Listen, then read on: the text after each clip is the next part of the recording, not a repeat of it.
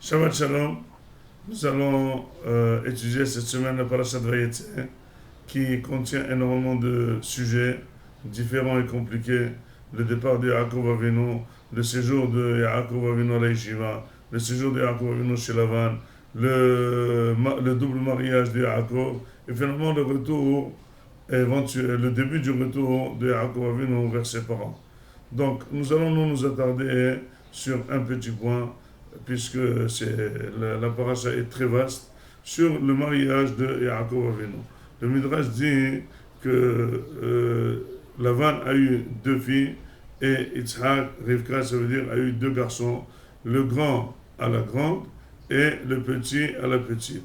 Cela veut dire, finalement, chez Yitzhak, il n'y a pas de grand et de petit puisqu'ils sont jumeaux, mais disons, il y aurait un grand qui s'appellerait Esav et il y aurait un petit qui s'appellerait Yaakov. Et donc Léa correspondrait à Esav et Rachel va correspondre à Yaakov. Et finalement, il avait énormément de qualités Rachel qui pouvaient correspondre bien sûr à Yaakov. Et Yaakov a eu l'audace de faire un pacte de travail avec Lavan en contrepartie d'épouser Rachel. Lavan aurait accepté et finalement le soir du mariage, il voit que c'est Léa qui est au mariage. Et il s'est rendu compte que le lendemain. Et finalement, il y a un grand problème. Tout d'abord, comme Léa a énormément pleuré, voulant être la femme de Yaakov, mais avec des larmes, on ne devient pas le mari de quelqu'un. Mais finalement, elle aurait réussi avec un coup vraiment de Ramaout à être mariée à Yaakov. Yaakov, le lendemain, se réveillant, trouvant Léa à la place de Rachel. Normalement, pour toute personne logique, devrait divorcer les deux. La première à jeter, c'est Rachel, puisque finalement elle l'aurait trahi au fin fond de lui-même. Il a déjà lui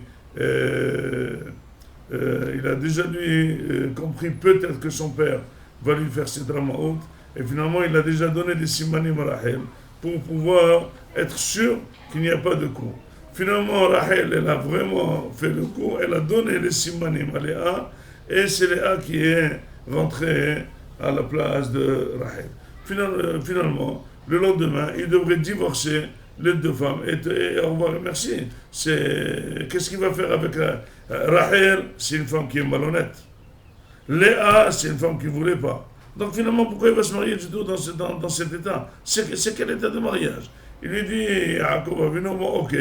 La première, je la prends, mais je voudrais aussi la deuxième. Elle lui a dit, il n'y a pas de problème, encore 7 ans de travail, tu vas voir la deuxième. Et finalement, il a eu les deux femmes.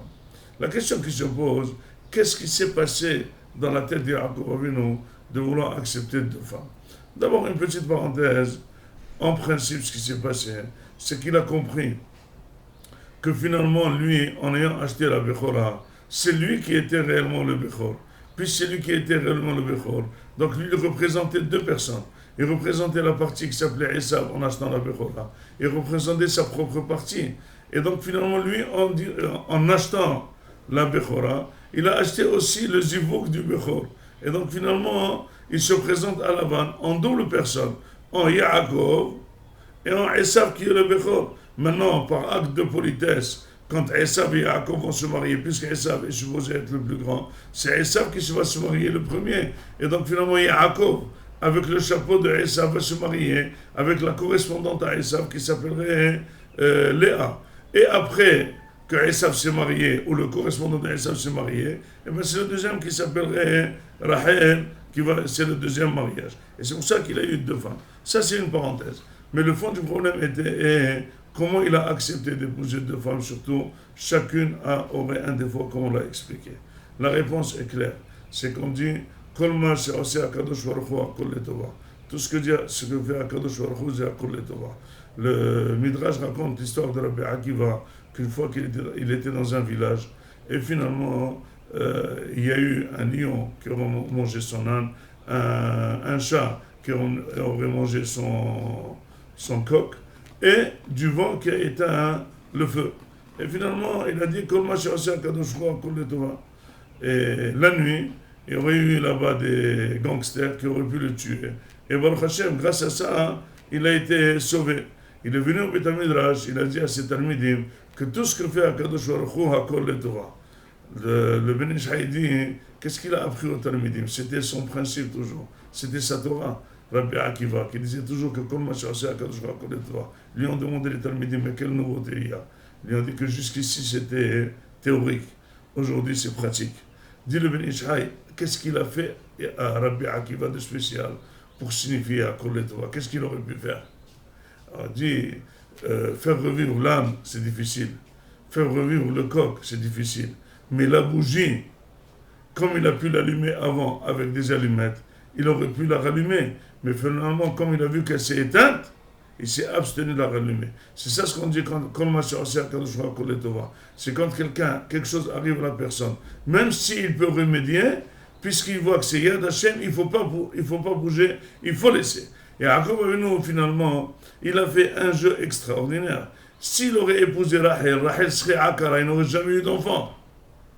Qu'est-ce qu'il a fait à Kadosh Baruch Hu? Non seulement lui a donné Rachel, mais grâce au fait d'avoir accepté Rachel et accepté après Léa, et après accepté Rachel, Rachel a eu des enfants.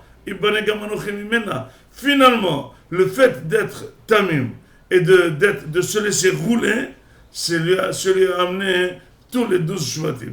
Et c'est ça ce qu'on dit, la Tmimut de Yaakov Avinu, qui est dans le sens de Abraham Avinu. Quand on se fait rouler, on voit qu'il y a Hashem dans le roulage, il faut se laisser se faire rouler parce que finalement, la Yeshua, elle est au bout du rouleau. Shabbat Shalom.